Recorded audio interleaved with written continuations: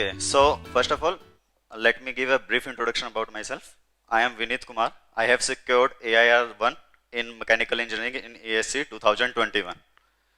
Okay, so I basically belong from a small town in Karnal, Haryana. तो इसमें मैं एक चीज बोलना चाहूंगा कि हरियाणा वाले भी पढ़ते हैं और क्लियर कर सकते हैं. एंड सिंस मेरा जो टाउन है that is on the border of UP, ठीक है, तो एक यूपी टच भी है, तो यूपी वाले भी कर सकते हैं. लगता है यहाँ पे यूपी की जनता काफी है. ठीक है. So I have done my BTech in mechanical engineering from IIT Delhi, and after that I am preparing for ASC, and this time I have secured rank 1. And for that I would like to thank all the MedEG faculty. They have been with me since first for the preparation for the prelims की तैयारी में उन्होंने बहुत साथ दिया. जो यहाँ पे क्लासेज होती थी वो जो अटेंड की, जो नोट्स बनाए, उनसे काफ़ी हेल्प मिलती है. देन फॉर द मेंस में जो कॉन्सेप्ट्स क्लियरिंग आपकी ज़्यादा रिक्वायरमेंट होती है उसमें, and after that in interview guidance program. And I think mock interview आप में से कुछ लोगों ने देखा होगा मेरा, already uploaded on YouTube. Okay, so basically I am here today to share my preparation strategy that worked for me, and I am hopeful कि आप लोगों को भी उससे कुछ ना कुछ हिंट मिले, कुछ हेल्प मिले, और आपकी प्रिपरेशन स्ट्रेटेजी में भी वो एक पार्ट निभा सके. So I have divided my strategy in 3 parts. पहले हम प्रीलिम्स की बात करेंगे, उसके बाद मेंस, एंड उसके बाद में interview. Before going into the strategy part, UPSC IES है क्या चीज है, इतना बड़ा एग्जाम है, क्या होता है, क्यों होता है, हम क्यों करना चाहते हैं. सो टेक्निकल साइड में अगर हम देखा जाए, इंजीनियरिंग साइड में देखा जाए, so it is the most prestigious job that we can have, जिसमें हम अपनी टेक्निकल नो हाउ भी यूज कर सकते हैं, और साथ में एक मैनेजरल जॉब भी है जो भी हम यूज कर सकते हैं. And this is a group A job, a very prestigious job. So then that in itself says कि हाँ, it is worth making the sacrifice, it is worth for studying all those long hours to come here, attend classes, then go back and revise for that. So now coming to the strategy part. First of all, कोई भी exam की अगर हम बात करते हैं, उसमें सबसे पहला जो पार्ट होता है कि आप क्लासरूम में कैसे अटेंड करें क्लासेज और नोट्स कैसे बनाएं, क्योंकि नोट्स हमारे सबसे बेसिक पार्ट्स रहते हैं, हमारे फाउंडेशन बनाते हैं किसी भी एग्जाम की प्रिपरेशन के लिए. सो नोट्स मेकिंग में सबसे पहले बोलना चाहूंगा कि आप क्लासरूम में आइए, अटेंटिव रहें, इन्वॉल्वमेंट आपका अच्छा होना चाहिए. जो टीचर समझा रहे हैं वो आप अभी देख सकते हैं, अभी सुन सकते हैं, अभी समझ सकते हैं. वैसा आपको एक्सपीरियंस बाद में मिलना थोड़ा मुश्किल हो जाता है, तो इसलिए अटेंशन के साथ सुनिए, इन्वॉल्वमेंट रखिए, और साथ ही के साथ क्लासरूम में नोट्स बनाएं, वो बहुत ज़्यादा जरूरी है. जब आप क्लासरूम में नोट्स बनाते हैं वो आपके खुद के बनाए हुए नोट्स होने चाहिए, बजाय कि आप किसी अपने फ्रेंड से फोटोकॉपी करवा रहे हैं, या फिर आपने हिंद फोटो स्टेट पे गए और वहां से कुछ उठा लिया.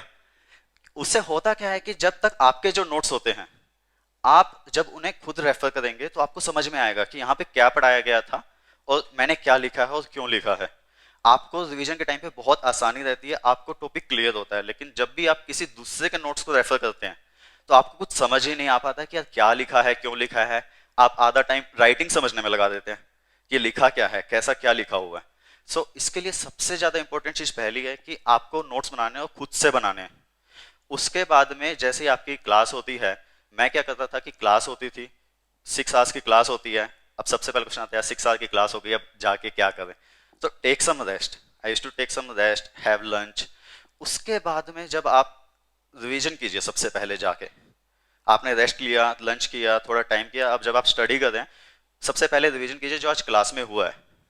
अब आप जब नोट्स बना चुके हैं खुद के हाथ से जब रिवीजन कर लेते हैं तुरंत, तो आपके माइंड में कहीं ना कहीं वो कॉन्सेप्ट बैठ जाता है, आपको क्लियर हो जाती हैं चीजें. नहीं होती हैं तो आप हेल्प ले सकते हैं हमेशा फैकल्टी से. एंड आफ्टर दैट आपने 2 घंटे लेट से अगर आप रिवीजन पर लगाते हैं जो आपने क्लास में पढ़ा है, after that utilise some of the time जो आपका, आप लेट से क्लासेज के बाद 6 आवर्स की स्टडी कर सकते हैं. तो बाकी जो बचे हुए 4 घंटे उसका प्रीवियस टॉपिक्स के रिविजन्स के लिए ट्राई कीजिए, या फिर जो करंट टॉपिक्स चल रहे हैं उनकी प्रैक्टिस कीजिए. Divide that time. सो अभी मैं क्या करता था कि जैसे जैसे जो जो टॉपिक कंप्लीट होते जाते थे, मैं उनके प्रीवियस अटेम्प्ट करता था, वर्कबुक अटेम्प्ट करता था। तो इससे मेरी एक प्रैक्टिस हो जाती थी कि अब मेरी थ्योरी के कॉन्सेप्ट्स क्लियर हैं, साथ के साथ मैंने प्रैक्टिस कर ली है, और प्रैक्टिस करने से मुझे थोड़ा कॉन्फिडेंस आने लग जाता था। कुछ क्वेश्चंस होते थे जो मैं अटेम्प्ट कर पाता था, कुछ होते थे नहीं कर पाता था, बट मैं देखता था कि उसमें क्या कॉन्सेप्ट्स यूज हो रहा है, उसको मैं कैसे ठीक कर सकता हूँ, और उससे मेरा एक कॉन्फिडेंस धीरे धीरे बढ़ता था। और उसके बाद मैं जैसे जैसे प्रीवियस ईयर अटेम्प्ट करता था टॉपिक्स के, साथ ही साथ मैं शॉर्ट नोट्स भी बनाता था। शॉर्ट नोट्स बनाने से क्या होता था कि मैंने टॉपिक को कंप्लीटली समझ लिया है, उसकी मैं प्रैक्टिस कर चुका हूँ, अब मुझे पता है कि किस टॉपिक में क्या चीज़ें ज़्यादा इंपॉर्टेंट है, क्या कम इंपॉर्टेंट है, और मैं शॉर्ट नोट्स बना सकता हूँ। और शॉर्ट नोट्स बनाने के साथ में मुझे ये भी हेल्प मिलेगी कि जब मैं फाइनल रिवीजन कर रहा हूँ एग्जाम के लिए, तो मैं इतना डिटेल्ड नोट्स अगर उनको रेफर करूंगा, तो एक ही सब्जेक्ट के लिए मुझे बहुत ज़्यादा टाइम लग जाएगा। लेकिन शॉर्ट नोट्स होंगे तो मैं क्विक रिवीजन कर सकता हूँ, जो मेरे हमेशा साथ देंगे, हेल्प करेंगे। अब शॉर्ट नोट्स में मैं एक जो चीज करता था जो थोड़ी अलग रहती थी, कि मैं शॉर्ट नोट्स में थोड़ा स्पेस छोड़ता था विद एवरी पेज। उससे क्या होता था कि अगर मुझे शॉर्ट नोट्स में कुछ चीज बाद में ऐड करनी है, तो मैं वो ऐड कर सकता हूँ। क्योंकि मुझे अगर लगता है कि अभी मुझे लगा कि यार ये शॉर्ट नोट्स में नहीं आनी चाहिए चीज, बट बाद में लगता है कि नहीं, इससे काफी क्वेश्चंस आते हैं, ये चीज मुझे रिवीजन में होनी चाहिए जब मैं रिवाइज करता हूँ इसे, तो वो चीज आप कर सकते हैं। इसके बाद में एक जो डाउट रहता है लोगों का काफी, कि हम प्रीवियस सब्जेक्ट्स को कैसे रिवाइज करें। जब हम साथ के अभी हमारी क्लासेस चल रही है, जैसे मैथ्स की क्लासेस चल रही है, आपके कौन कौन से टॉपिक हो चुके हैं ऑलरेडी? मैकेनिक्स। सो मैकेनिक्स को हम कैसे रिवाइज करें, उसके साथ में एक ये बड़ा डाउट रहता है। इसके लिए जनरली मैं क्या करता था कि आपने जो क्लासरूम में पढ़ा उसको तो आपको पढ़ना ही पढ़ना है। आप 2 घंटे के लिए लेट से उसकी रिवीजन करते हैं जो क्लास से आया है, आपके पास जो बचते हैं 3-4 घंटे, उसमें 2-3 घंटे आप रिवाइज कीजिए, आप प्रैक्टिस कीजिए, और बचा हुआ जो 1 to 1.5 आ रहा है वो आप प्रीवियस टॉपिक्स के लिए कीजिए। अब उसमें आप कुछ भी कर सकते हैं कि आपका किसी सब्जेक्ट के ऊपर काफी स्ट्रॉन्ग होल्ड है, तो आप उसमें रिवीजन कीजिए। सिर्फ आपका थोड़ा वीक होल्ड है तो आप रिवीजन भी कीजिए, प्रैक्टिस भी कीजिए, लेकिन हर रोज कुछ टाइम निकालिए प्रीवियस टॉपिक्स को रिवाइज करने के लिए। क्योंकि सिलेबस इतना बड़ा है, आप रेगुलरली रिवाइज नहीं करेंगे तो आपके दिमाग में जो करंट आप पढ़ रहे हैं वो आता रहेगा और पिछला गायब होता रहेगा। तो आपको कंटिन्यूसली रिवाइज करना बहुत ज्यादा जरूरी है। तो इस केस में मैं कहना चाहूंगा कि अगर आप इसको फॉलो करते हैं, तो जब तक आपका सिलेबस कंप्लीट होगा, आप एक बार प्रीवियस ईयर कंप्लीट कर चुके होंगे अटेम्प्ट, आपके पास कॉम्प्रिहेंसिव नोट्स होंगे, आपके पास में शॉर्ट नोट्स होंगे, एंड आपकी थोड़ी होल्ड अच्छी हो चुकी होगी। अब उसके बाद में जो सबसे एक मेन पार्ट आता है इस जर्नी का, कि खुद को मोटिवेट कैसे रखें। कि अब 7-8 महीने जो सिलेबस कंप्लीट होना है, उसमें खुद को मोटिवेट कैसे रखें कि हर रोज कितना पढ़ सकते हैं, कितना नहीं पढ़ सकते हैं। बीच में एक दिन पढ़े, 12 घंटे की पढ़ाई की, उसके बाद में लगता है 2-3 दिन ऐसे ही निकल गए। आई थिंक काफी लोगों के साथ ऐसा होता होगा, और ये चीज मैंने भी फेस की है। खुद को कंटिन्यूसली मोटिवेट रख पाना थोड़ा मुश्किल होता है। So what I used to do, कि मैं थोड़ा डिसिप्लिन लाने की कोशिश करता था अपनी लाइफ में, और साथ में थोड़ा प्लानिंग करने की कोशिश करता था। और इसमें एक चीज जो बहुत इंपॉर्टेंट है, कि आप पढ़ाई करते हैं, आपको मैराथन करना है, नॉट ए स्प्रिंट। तो आपको आपको एक दिन के लिए खुद को ओवर स्ट्रेच नहीं करना है कि मैं एक दिन अभी जाके 6 घंटे की क्लास में 12 घंटे पढ़ रहा हूँ, उसके बाद में मैं इतना थक गया कि अगले 3 दिन नहीं पढ़ रहा हूँ। वैसा आपको नहीं करना है। You have to make a very realistic schedule for you. You have to take proper rest, and you have to be motivated. आपको पता होना चाहिए कि आप यहाँ पर इतनी तैयारी कर रहे हैं, यहाँ पर आके रह रहे हैं, तो आप किस लिए कर रहे हैं? आप ईएससी के लिए कर रहे हैं। इसके लिए आपको खुद को मोटिवेट करना है, आपको शेड्यूल बनाना है, रियलिस्टिक शेड्यूल बनाना है खुद का, कि जो आप फॉलो कर सकें। अब coming to the next point, कि आपने इतनी प्रिपरेशन की, इतना सब कुछ किया, एग्जाम से पहले टेस्ट सीरीज आती है। टेस्ट सीरीज को अटेम्प्ट करना बहुत ज्यादा जरूरी होता है। ये देखा है मैंने अपने टाइम में भी, आपके टाइम में भी शायद आप देखेंगे कि बहुत कम बच्चे ऐसे होते हैं कि जो कंप्लीट टेस्ट सीरीज अटेम्प्ट करते हैं। टेस्ट सीरीज अटेम्प्ट करना बहुत ज्यादा जरूरी है, क्योंकि वो आपको एक रियल लाइफ इन्वायरमेंट देगा कि आपको वहां पर करना क्या है। आपको यहाँ पे आई थिंक 3-4 महीने पहले शुरू हो जाएगा टेस्ट सीरीज। आपको पहले मल्टीपल सब्जेक्ट्स आते हैं, and then full mock test आता है। तो आपको उसके अकॉर्डिंग प्लान करना है, प्रिपरेशन करनी है, अटेम्प्ट करना है, और उसके बाद में आपको देखना है खुद की परफॉर्मेंस को। वहां पर जज करना है कि आप इससे क्या बेटर कर सकते थे। आपको अपने टेस्ट पेपर को एनालाइज करना है। जैसे मैं एनालिसिस करता था,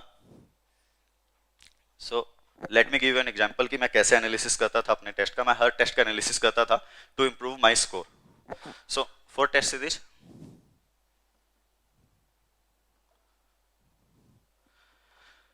let's say there are 150 questions.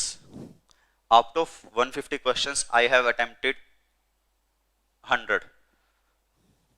Just giving an example. 80 is correct. So in the correct question I used to see कि जो मैंने solution follow किया और जो टेस्ट सीरीज में जो हमारा सोल्यूशन मिलता है मेडीजी से, उसमें सोल्यूशन में क्या डिफरेंस है। क्या मैं टाइम सेव कर सकता था, क्या मेथोडोलॉजी डिफरेंट थी, कि मैंने अगर 12 स्टेप्स में कोई चीज़ सोल्व की है, मेडीजी ने लेट से वो 5 स्टेप 7 स्टेप्स में किया है, तो क्या मैं टाइम बचा सकता हूँ। क्योंकि टाइम सेविंग, टाइम मैनेजमेंट बहुत इंपॉर्टेंट हो जाती है एग्जाम में। तो हमें इस चीज़ का इसमें एनालिसिस करना है in the correct questions. After that let say there are 20 incorrect.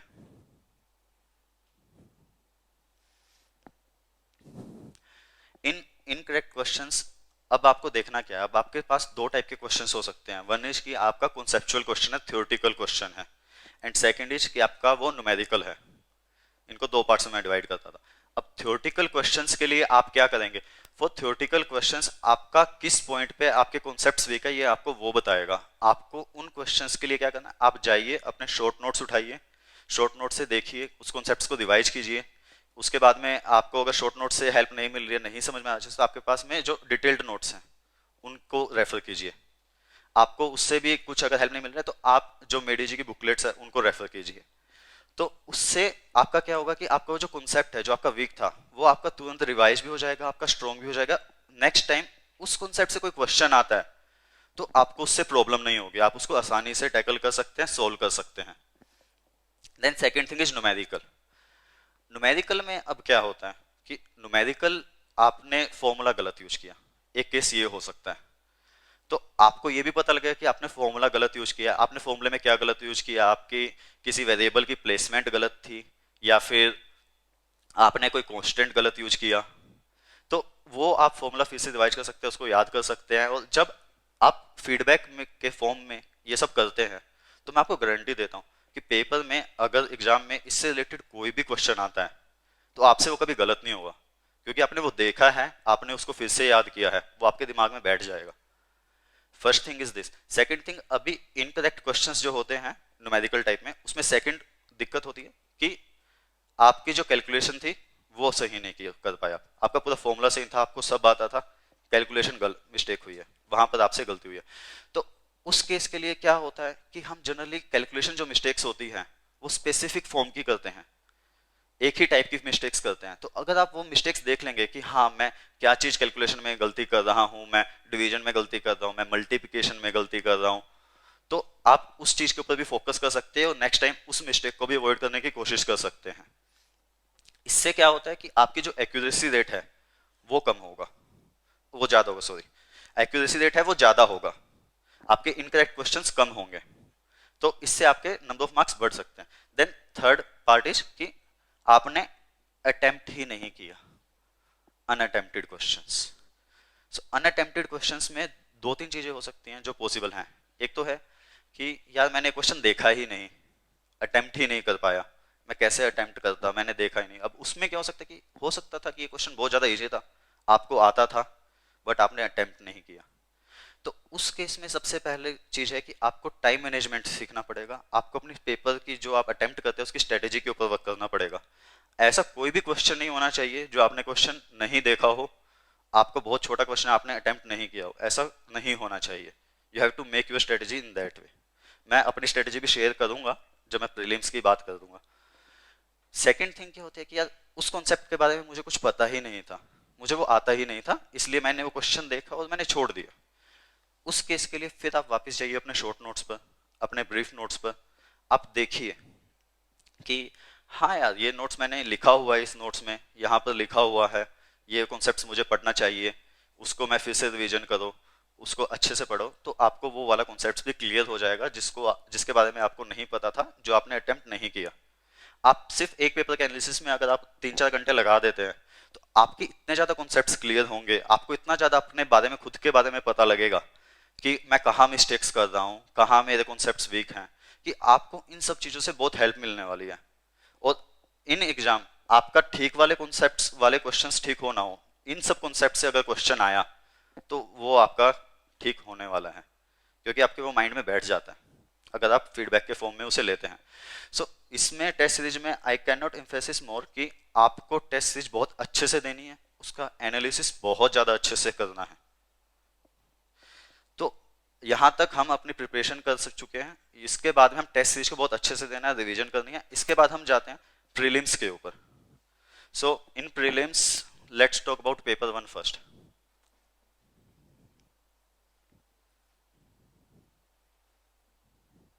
In paper 1 I have scored 103 marks out of 200. Okay, so I have attempted around 75 questions in this. अब पेपर 1 जीएस, इसमें सभी का I think doubt रहता है किसके लिए prepare कैसे किया जाए। टेक्निकल क्या आपके पास रहता है कि हाँ मुझे पता है कहाँ पढ़ना है, कैसे पढ़ना है, बट आई थिंक सभी के थोड़े डाउट्स होंगे जीएस में, है कि नहीं? हाँ, सो जीएस में अगर मैं, आप लोग बोलो तो एक एक वन सब्जेक्ट वाइज आपको बता देता हूँ कि what I use to follow. So first of all let say आप में से काफी लोग गेट का प्रिपरेशन भी कर रहे होंगे। सो गेट में भी और ईएससी के जीएस पेपर में भी दो सब्जेक्ट्स कॉमन है, एप्टीट्यूड एंड मैथमेटिक्स। तो आपको गेट के लिए भी प्रिपेयर करना है और ईएससी के लिए भी प्रिपेयर हो जाएगा, syllabus is almost same for the both. तो दो सब्जेक्ट्स आपके यहाँ पर कवर हो जाते हैं।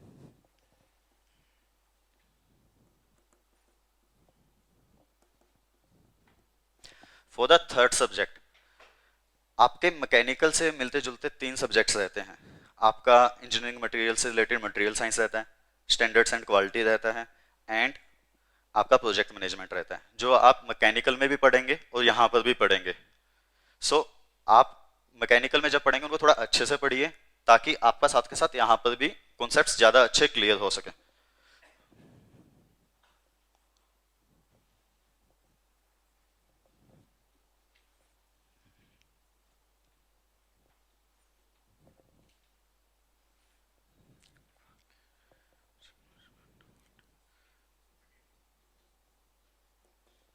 मटेरियल साइंस आपके 5 सब्जेक्ट यहाँ से प्रिपेयर हो जाने चाहिए, आपने जो मैकेनिकल के टेक्निकल पेपर के लिए पढ़ा है और जो आपने गेट के लिए मैथ्स एंड एप्टीट्यूड पढ़ा है। अब इसके बाद आते हैं बाकी के सब्जेक्ट्स पर। उसके बाद में first let's talk about environment. Environment के बारे में आपको बेसिक आइडिया कुछ कुछ तो होगा ऑलरेडी ही। अब ग्रीन हाउस गैसेज ये सब तो सबने पढ़ा ही होता है बचपन में। उसके बाद में आप मेडी जी की जो नोट्स होते हैं एंड बुकलेट्स होती है, आप उनको रेफर कीजिए। You can easily attempt 70 to 80% questions from those booklets. So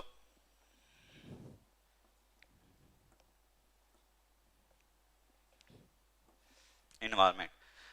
Next, engineering drawing. College में किसी ने पढ़ा है इंजीनियरिंग ड्राइंग? ठीक है, इंजीनियरिंग ड्राइंग काफी मुश्किल सब्जेक्ट होता था, आई नो, बट एक फैक्ट ये भी है कि ये सिर्फ ऑब्जेक्टिव क्वेश्चंस आएंगे इससे, आपको ड्राइंग बनानी नहीं होती इसमें, तो इसलिए उसका स्कोप काफी कम हो जाता है और काफी सिंपल हो जाता है। उसलिए आप बेसिक चीजें उसकी अगर पढ़ेंगे, बेसिक थोड़ा सा क्लियर करेंगे, आपको बहुत ज्यादा डिटेल में जाने की जरूरत नहीं है। आप जो मेडी जी की बुकलेट है उसको आप देखेंगे, वो काफी अच्छी लिखी हुई है। उसमें जो कॉन्सेप्ट्स हैं 4-5 चैप्टर्स को ब्रेक कीजिए, उसमें जो मेन कॉन्सेप्ट्स हैं वो आप अगर करेंगे एंड क्लास नोट्स का यूज करेंगे तो इंजीनियरिंग ड्राइंग इसकी थोड़ी वेटेज कम रहती है, बट इसको इजीली अटेम्प्ट किया जा सकता है। So engineering drawing. 8th, what is the next subject? Ethics. Ethics के लिए बेसिकली अगर केस स्टडी होती है, so think in an objective way. Case study के लिए आपको होना चाहिए कि you should be an ethical person, and I think, I believe you all are ethical person. तो आपके लिए वो केस स्टडी वाले क्वेश्चंस आसान हो जाते हैं। देन इन मटेरियल और from classroom coachings, take note of everything and prepare thoroughly. Ethics का सिलेबस ज़्यादा नहीं है, एथिक्स थोड़ा आसानी से हो सकता है। उसमें फोकस कीजिए, जो आपके लास्ट में बुकलेट के बाद में कुछ 50 क्वेश्चंस होते हैं, शायद आप बाद में देखेंगे, वो जरूर अटेम्प्ट कीजिए। वो काफ़ी अच्छे क्वेश्चंस है आपकी थिंकिंग को डेवलप करने के लिए इन एथिकल मैनर। सो आप वो अटेम्प्ट कीजिए, सो आपका एथिक्स हो जाएगा। Next part, ICT, mechatronics engine mechanical. ICT, ICT में आपके जो बेसिक्स डिवाइसेज होते हैं कंप्यूटर से रिलेटेड या जो नई टेक्नोलॉजीज आ रही हैं, बेसिकली उनसे क्वेश्चंस पूछे जाते हैं। So half of the things you should already be familiar with. कि अगर मैं पूछूं होलोग्राम क्या होता है, सॉलिड हार्ड ड्राइव क्या होती है, ब्लूटूथ क्या होता है, आप सबको पता होगा ऑलरेडी।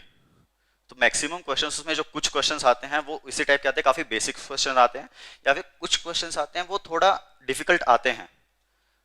बट आपको फोकस करना है जो सिंपल क्वेश्चंस है, जो आपने पहले पढ़े हुए हैं, आपके डिवाइसेज हैं जो आपके नोन हैं, उन सब चीजों में आए, उनके ऊपर अटेम्प्ट कीजिए। जो क्वेश्चंस आप नहीं कर पाएंगे कोई बात नहीं, बाकी हमारे सब्जेक्ट्स हैं, हम उनसे स्कोर करेंगे। Target should be 100 plus. So this is ICT. And then last and most difficult topic, current affairs. In current affairs आपको एक बुकलेट मिलती है छोटी सी, लास्ट 1 ईयर के करंट अफेयर्स की। आप उसको बेसिकली रिवाइज कर लीजिए। आपको ऊपर ऊपर से लास्ट 1 ईयर में क्या हुआ है वो देख लीजिए, कितनी कन्वेंशंस हुई हैं, कहाँ कहाँ कौन कौन सी ऑर्गेनाइजेशंस हैं। आप वो सब पढ़ लेंगे तो जो बेसिक्स क्वेश्चंस है वो आप आंसर कर सकते हैं। उसके अलावा तो अगर कुछ आएगा तो उसमें इतना टाइम देने की जरूरत नहीं है, वो कोई भी आंसर नहीं कर पाएगा, तो that is okay. We have to compete with each other.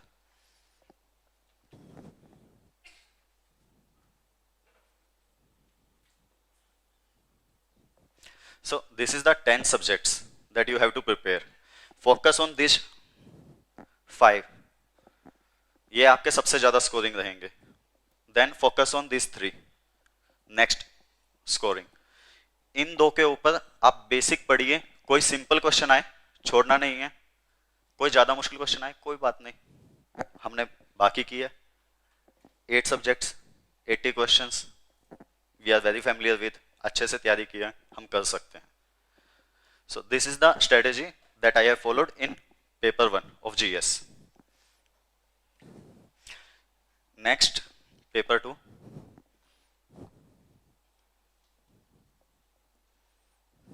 I have secured 195 marks in technical. Okay. I have attempted around 120 questions, and out of that I think 103 or 4 were correct, and then rest were wrong. So आपकी preparation technical की काफ़ी strong होनी चाहिए, क्योंकि आप इसी के लिए जा रहे हैं। टेक्निकल ही आपका एग्जाम होगा paper 2, and then after mains में भी और उसमें भी। तो टेक्निकल आपकी नॉलेज अगर स्ट्रॉन्ग होगी, आपकी मिस्टेक्स आपको पता होंगी कि आप टेस्ट सीरीज में क्या क्या करते थे, आपने प्रिपरेशन कितना अच्छे से किया हुआ है, आप एग्जाम को अच्छे से दे रहे हैं, तो you can easily score good marks. मेरे दोनों को मिलाकर 298 के अराउंड बना और कट ऑफ थी 247। I think that is right. Yes. So exam के लिए मैं बोलना चाहूंगा कि आपने कॉन्फिडेंस रखना है खुद के ऊपर। आपने जो 10 महीने अभी तैयारी कर रहे हैं उसके ऊपर कॉन्फिडेंस रखना है, पैनिक नहीं होना है और अच्छे से प्रिपरेशन करना है। आपके काफ़ी फेजेस आए होंगे जब आपने अप एंड लो फील किया होगा कि यार प्रिपरेशन नहीं हुई, जो भी हुआ सबके साथ होता है, मेरे साथ भी हुआ था। आपको खुद को मोटिवेट रखना है प्लान्ड वे में, डिसिप्लिन के साथ, और जब आप एग्जाम देने जाए you should be confident with yourself कि हाँ मैं कर सकता हूँ and I will perform good. Tension नहीं लेना है। आपने टेंशन ली तो आप जितना अच्छा कर सकते हैं आप अपना बेस्ट नहीं दे पाएंगे। You have to give your best. इसके लिए मैं आपको स्ट्रेटेजी बता देता हूँ कि प्रीलिम्स में मैं कैसे फॉलो करता था। प्रीलिम्स के लिए सबसे पहले मैं जितने भी इजी क्वेश्चंस होते थे, न्यूमेरिकल्स होते थे या 1 लाइन आंसर्स थ्योरेटिकल क्वेश्चंस होते थे, उनको अटेम्प्ट करता था starting from the first question up to 150। एक इटरेशन देता था मैं, 1 घंटा लगता था मुझे, अराउंड 60 क्वेश्चन के आसपास अटेम्प्ट हो जाते थे। मैं इसलिए करता था क्योंकि अगर स्टार्टिंग में आप डिफिकल्ट क्वेश्चंस को अटेम्प्ट करने लग जाओगे तो वो आपका टाइम बहुत ज़्यादा लेंगे first of all. Second thing कि जब आप देखेंगे कि आपका आधा घंटा हो चुका, आपने सिर्फ 5 क्वेश्चन किए हैं, तो आपका कॉन्फिडेंस ब्रेक हो जाता है कि यार क्या हो क्या रहा है, ये पैनिक हो जाते हो। तो उसके लिए मैं सबसे पहले इजी क्वेश्चन अटेम्प्ट करता था। इससे क्या होता था कि मैं टाइम के साथ भी सही चल रहा हूँ। इन 1 hour I have attempted almost 60-70 questions and मुझे कॉन्फिडेंस भी देता था कि हाँ मैं सही दिशा में जा रहा हूँ, वो फोकस करता था। देन उसके बाद मैं सेकंड इटरेशन पर आता था। ये करने के बाद में अब मुझे पता था कि ऐसा कोई भी छोटा सा सिंपल सा क्वेश्चन नहीं है कि जो मैंने आता है मुझे बहुत आसानी से हो सकता है 30-45 सेकंड्स में, लेकिन मैं छोड़ चुका हूँ। नहीं, वैसा नहीं है। अब उसके बाद में आता था, उसके बाद में जो थोड़े से कैलकुलेटिव क्वेश्चंस होते थे या थोड़े से थ्योरेटिकली मल्टीपल ऑप्शंस टाइप्स रहते थे, वैसे क्वेश्चन आपने देखे होंगे like how many of these options are correct, 1 2 4 1 2 3, this type of questions मैं उनको अटेम्प्ट करने की कोशिश करता था सेकंड क्वेश्चंस में, सेकंड इटरेशन में। लेकिन अभी भी मैं ज्यादा टाइम किसी भी क्वेश्चन पर नहीं देता था, क्योंकि अभी भी अगर मैं ज्यादा टाइम दूंगा तो वो टाइम कंज्यूमिंग हो जाएगा, मेरे पास शायद उससे बेटर क्वेश्चंस हो अटेम्प्ट करने के लिए। सेकंड इटरेशन में मैं उन थ्योरेटिकल क्वेश्चंस के ऊपर फोकस करता था एंड न्यूमेरिकल क्वेश्चंस के ऊपर। अब इसमें जो सबसे बड़ी प्रॉब्लम मैं फेस करता था दैट वाज कैलकुलेटर नहीं है अलाउड, और कैलकुलेशंस आती है इंटेंसिव। किसी ने कुछ क्वेश्चंस अटेम्प्ट किए हैं पहले यहाँ पर तो देखा होगा, वहां पर कैलकुलेशंस ऐसी यूज करनी आती हैं कि आप देखेंगे यार ये तो कैलकुलेटर से ही सोल्व हो सकती है। तो आपको पहली चीज की कैलकुलेशंस करने की आदत होनी चाहिए। आप जितना जल्दी कैलकुलेशंस कर सकते हैं उतना जल्दी आप अपना टाइम बचा पाएंगे, उतनी जल्दी आप अटेम्प्ट कर पाएंगे। आपको बेसिक्स, टेबल्स, बहुत बेसिक कॉन्सेप्ट्स हैं, स्कूल में पढ़ते थे हम, टेबल्स याद करते थे, लेकिन आपको आने चाहिए। लेट से अगर मैं कहता हूं कि 69 जा कितना होता है 144, I should remember that by heart, ताकि मैं वहां पर कैलकुलेट करने ना बैठूं। आपको बेसिक्स 20 तक एटलीस्ट कैलकुलेशन के लिए आपको अच्छी आनी चाहिए। आपका टाइम सेविंग होगा, जितना आप टाइम बचा सकते हो उतना ज्यादा आप अच्छा अटेम्प्ट कर सकते हैं। देन सेकंड इटरेशंस में मैं क्वेश्चंस करता था, दैट क्वेश्चंस जो मैं थ्योरेटिकली थोड़े लेंथी हैं या कैलकुलेटिव थोड़ा लेंथी है वो करता था।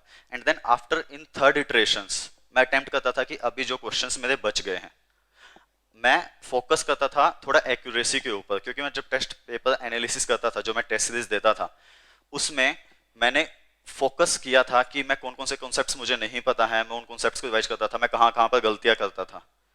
दिस इज ऑल की ताकि जब मैं रियल टाइम एग्जाम दे रहा हूँ तो मैं एक्यूरेसी सबसे ज्यादा हाई रख सकूं, ताकि पेपर लेंथी आ जाए या कुछ भी आ जाए, आई जितना भी मैं मिनिमम अटेम्प्ट कर सकता हूँ उसमें मैं अपना बेस्ट कर सकूं। ये मेरी बेसिकली स्ट्रेटेजी रहती थी फॉर प्रीलिम्स पेपर 2। अब इसमें मैं एक चीज और ऐड करना चाहूंगा कि आप प्रीलिम्स जब पेपर देने जाते हैं उससे पहले फाइनल रिवीजन का एक जो रहता है डाउट, लास्ट सेशन में मुझसे पूछा गया कि कैसे किया जाए, तो उसके लिए आपके पास शॉर्ट नोट्स हैं जो आपने बनाए हुए हैं, दैट शुड बी लाइक कि आप 2 दिन में कंप्लीट सिलेबस रिवाइज कर सको। आपको उससे ज्यादा टाइम नहीं लगना चाहिए। शॉर्ट नोट्स आपने खुद से बनाए हैं तो आपको पता रहेगा कि हाँ ये नोट्स जो मैंने बनाए हैं और आपने लिखे हुए हैं, आपको सब कॉन्सेप्ट्स पता हैं, आपने टेस्ट सीरीज के टाइम पे एनालिसिस किया है, तो इससे होता क्या है कि आपको कॉन्फिडेंस रहेगा। आपको पता है कि आपको कोई मटेरियल रेफर नहीं करना है, इसके अलावा कुछ नहीं करना है। आपके पास जो शॉर्ट नोट्स हैं उसको फॉलो कीजिए एंड गो फॉर प्रीलिम्स, आपका अच्छा होगा। Now coming on to the next part, mains. अभी आपके लिए थोड़ा बाद की चीज होगी कि सबसे पहले आप प्रीलिम्स की तैयारी कर रहे हैं, मेंस बाद में आएगा।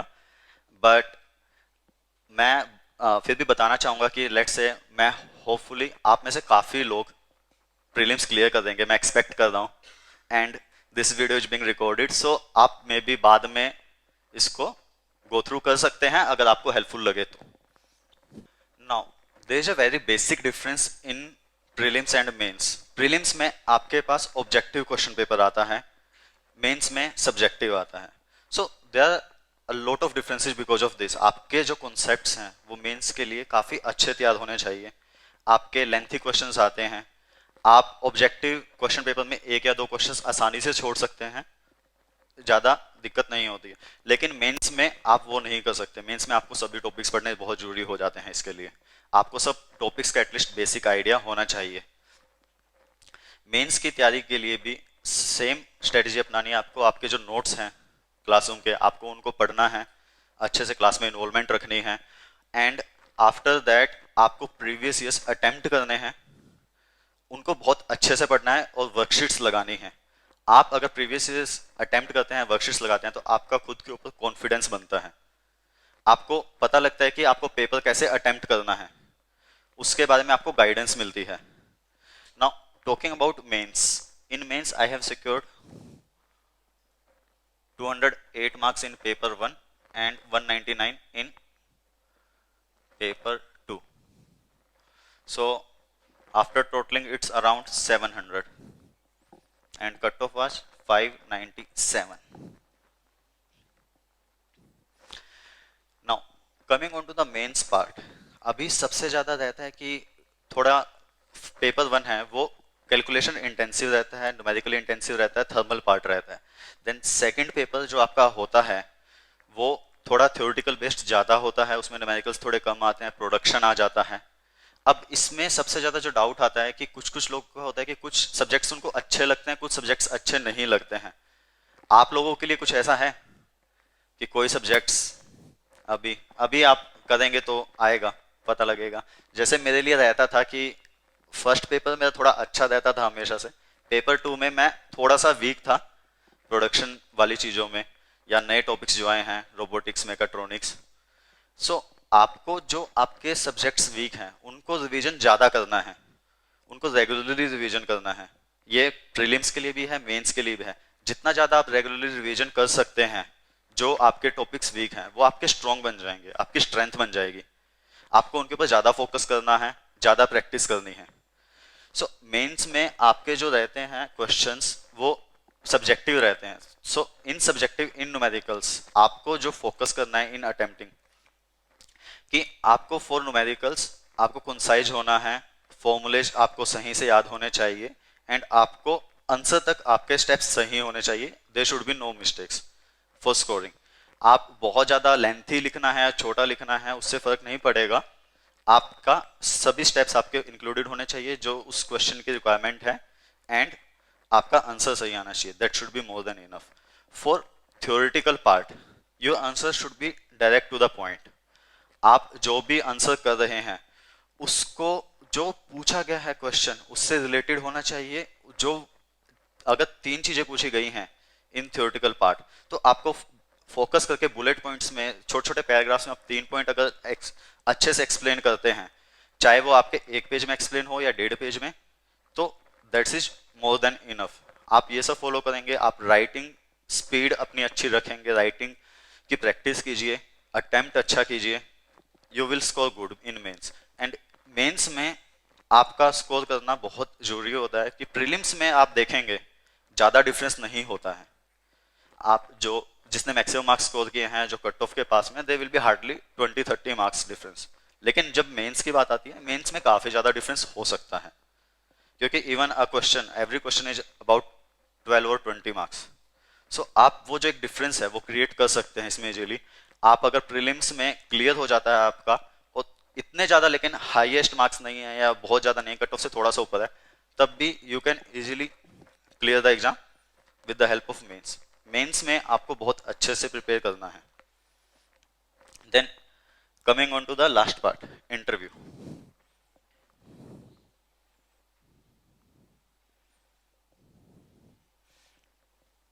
In interview, I have scored 136 marks. This is the perhaps highest marks in mechanical engineering in interview. So, for the interview, they basically check your personality. They don't care, they already know that आपने prelims clear किया है, आपने mains clear किया है, आपको technically आता है, वो already जान चुके हैं। Now they are there to judge your personality. अब आपको इसके लिए क्या करना पड़ता है कि मुझे पर्सनली लगता था कि इंटरव्यू थोड़ा डिफिकल्ट एक स्टेज रहता है, क्योंकि इसमें सिर्फ आपको टेक्निकली नहीं प्रिपेयर करना, इसमें बहुत सारी चीज़ें होती है प्रिपेयर करने के लिए। आपको करंट अफेयर्स आना चाहिए, आपको अपनी हॉबी के बारे में पता होना चाहिए अच्छे से डिटेल में, आपको पूरा टेक्निकल आना चाहिए, आप जहाँ जिस कॉलेज से हैं, जिस होम टाउन से हैं, जो आपने बीटेक प्रोजेक्ट किया, You should know all about these things because you have been a part of it and it is expected to know all about these things.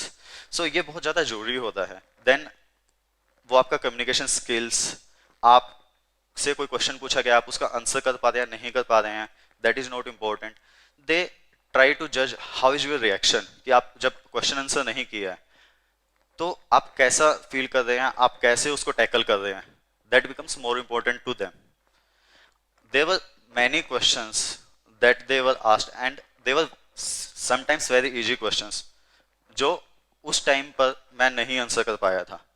But it is very important to be remain cool, humble, and simply, sir, I am not able to recall is well enough for them. As long as you show a good personality, they will give you a good marks in interview.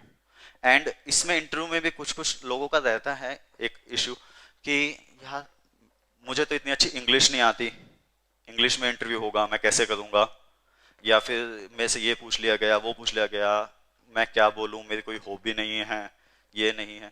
तो उन सब के लिए मैं कहता हूं कि ये जो डाउट्स हैं इनसे अपना माइंड को थोड़ा क्लियर कीजिए. क्योंकि होनेस्टली बताते हुए मैं बताता हूं कि मैं 10th क्लास तक हिंदी मीडियम में पढ़ा हूं. मैं स्टार्टिंग से इंग्लिश मीडियम में नहीं हूं, ना ही कि बहुत अच्छी इंग्लिश एकदम very. And I am also an introvert kind of a guy. This is perhaps the second time after previous session कि मैं इतने स्टूडेंट्स को वो कर सेशन दे रहा हूँ. सो ये सब चीजें इतनी मैटर नहीं करती हैं वहां पर. मेन थिंग इज कि हाउ इज योर पर्सनैलिटी. आपको उस चीज को इनहेंस करना है, होन करना है. आपकी प्रिपरेशन अच्छी होनी चाहिए. आप जितने भी जो भी आपकी स्किल्स हैं, आपके प्रोजेक्ट्स हैं, आपकी जो भी लाइफ में हुआ है उसके बारे में आपको पता होना चाहिए. And one thing is very important कि आपको करंट अफेयर्स के बारे में पता होना चाहिए. You are preparing for a grade A examination, so you are expected to know कि आपके आसपास कंट्री में इंटरनेशनली क्या चल रहा है.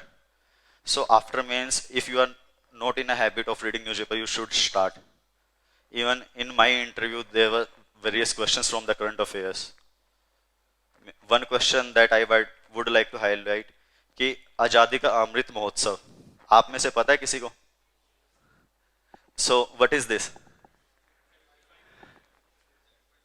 75th Independence Day. Yes, I answered the same. Second question. This is being called the Amrit Kal. What is Amrit Kal? Yes, this guy answered the correct answer. I didn't know that. Even though I used to read newspaper, but I forgot that time. But still, so these types of basic questions that we should know about these things.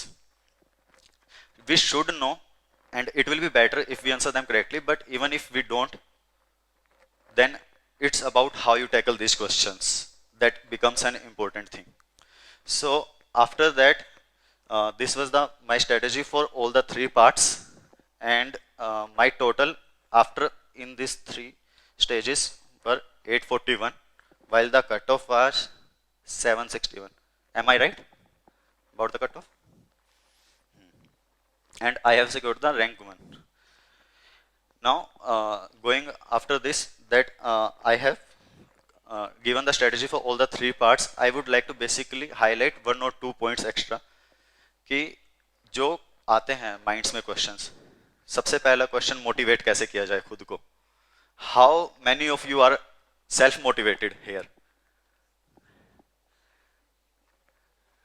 You are okay, it's good. Self motivated होगा ना.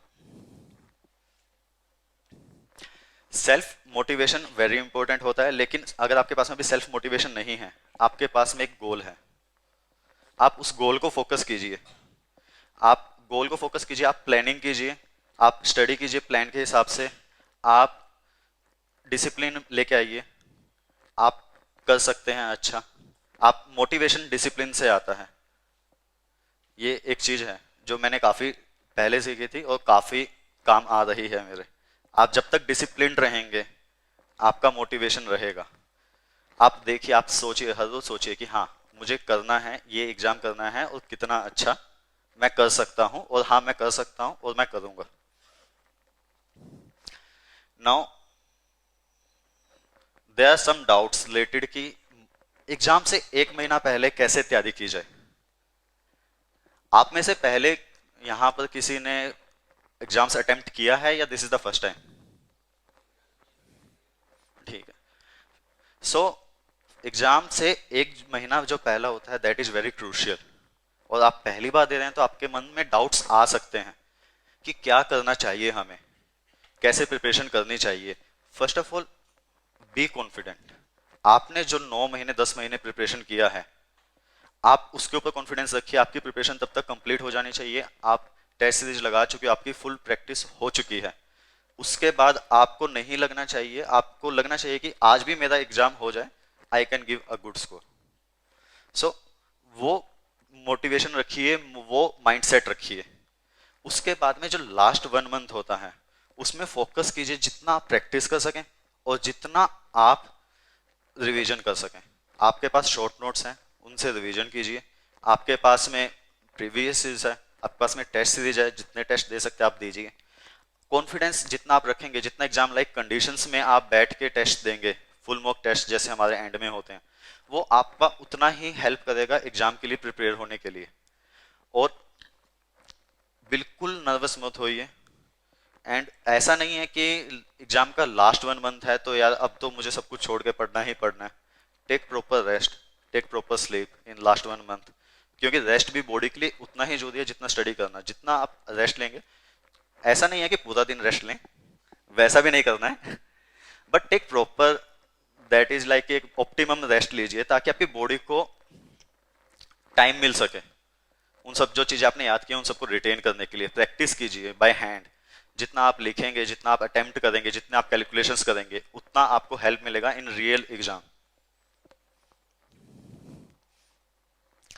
अब इसके बाद एक और doubt आता है जो जनरली स्टूडेंट्स का रहता है कि जब हमने अच्छे से तैयारी किया, सब कुछ अच्छा किया, एग्जाम जब हम टेस्ट सीरीज में देने जाते थे बहुत अच्छा होता था, लेकिन जब हम एग्जाम में जाते हैं तो नर्वसनेस फील होती है, एंग्जाइटी आती है कि यार वो एक इन्वायरमेंट थोड़ा अलग ही होता है, नर्वसनेस आ जाती है। तो उसको कैसे टैकल कर सकते हैं? तो उसके लिए मैं बताना चाहूंगा कि सबसे पहले तो जो स्ट्रेटेजी मैंने बताई है कि स्टार्ट विद इजी क्वेश्चंस। जब आप इजी क्वेश्चंस करते हैं और उनको अटेम्प्ट करते हैं तो आपके अंदर एक कॉन्फिडेंस आता है।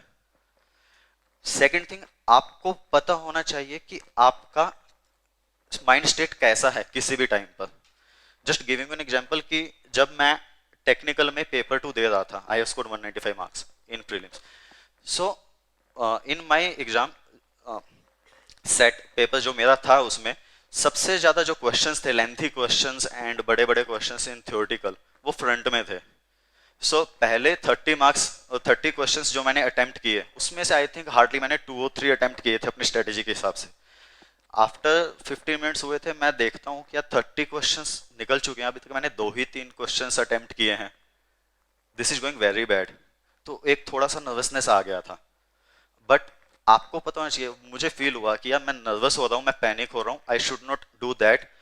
मैं वहां पे 1 मिनट का मैंने रेस्ट लिया, पेन छोड़ के मैंने डीप ब्रेथ्स ली and I collected myself. So I think this type of things can आपके ऊपर काफी फर्क बना सकती है एग्जाम के अंदर। आपको कूल रहना है, अगर आपको लगता है कि आप पैनिक हो रहे हैं, so take a moment. In 180 minutes 1 minute is not important if it can help you.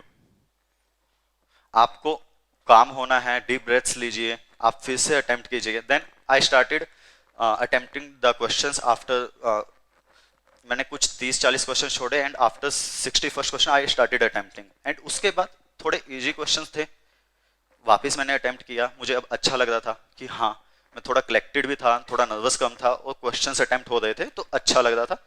तो हाँ, थोड़ा कॉन्फिडेंस फिर से आया and I was able to perform good in exam. Now अभी आप लोग आई थिंक 2 साल बाद क्लासरूम सेशन हो रहा है कोविड के बाद में। So you guys are very lucky कि आपको ये इन्वायरमेंट मिल रहा है, क्योंकि इसमें मैं एक चीज नोटिस बोलना चाहूंगा, ये जो मौका मिल रहा है, जो कॉम्पिटिटिव इन्वायरमेंट है यहाँ पर, जो एक डिसिप्लिन बन सकता है कि आप सुबह आते हैं, एक प्रॉपर शेड्यूल बना सकते हैं, क्लास अटेम्प्ट कीजिए, फैकल्टी के साथ फेस टू फेस जो इंटरेक्शन होता है, आपको जो डाउट्स है आप यहाँ पे क्लास में भी पूछ सकते हैं या ऊपर भी जाके पूछ सकते हैं। सो उससे बहुत ज़्यादा हेल्प मिलती है। आप अपने कोलिग्स के साथ, अपने जो फ्रेंड्स हैं उनसे डाउट्स क्लियर कर सकते हैं, पूछ सकते हैं। यहाँ पे जो इन्वायरमेंट मिलता है वो बहुत इंपॉर्टेंट है, और उसका यूटिलाइज कीजिए कम्प्लीटली। और डिस्ट्रैक्शन से थोड़ा बच के रहना, क्योंकि आजकल मतलब 5-6 साल पहले तक इतना नहीं होता था, बट आजकल डिस्ट्रैक्शंस बहुत ज़्यादा होती हैं। सोशल मीडिया में अगर आप इंस्टाग्राम में रील्स देखने लग जाओ, 2 घंटे कब चला जाएंगे पता भी नहीं लगेगा आपको। उन सब चीज़ों से आपको थोड़ा बच के रहना है। आप कर सकते हैं एक बार एग्जाम क्लियर कीजिए, उसके बाद आपके पास जितना टाइम होगा आप उतना देखिए, लेकिन अभी फोकस रहिए। कॉम्पिटेटिव इन्वायरमेंट में आपके पास में एक अच्छा मौका है, अच्छे से पढ़ाई कीजिए, and I hope you will all do very good. Best wishes from my side.